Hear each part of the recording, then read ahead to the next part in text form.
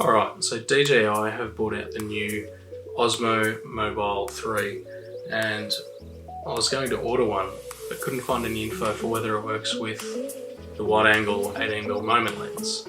So I thought, let's order one and find out.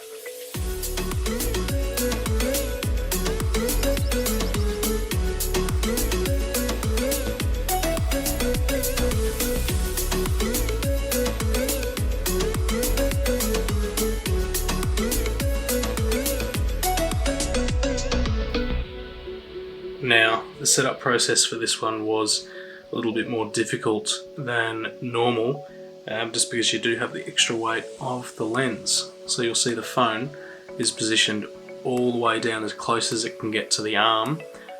This is an iPhone 10 with the 18mm moment lens, and as you can see, it does work perfectly fine. It tilts, it changes axis, and all the controls work completely normally. As you can see, all of the side-to-side movement works perfectly fine. Rotates just like normal, and returns to center when you hit that button just twice.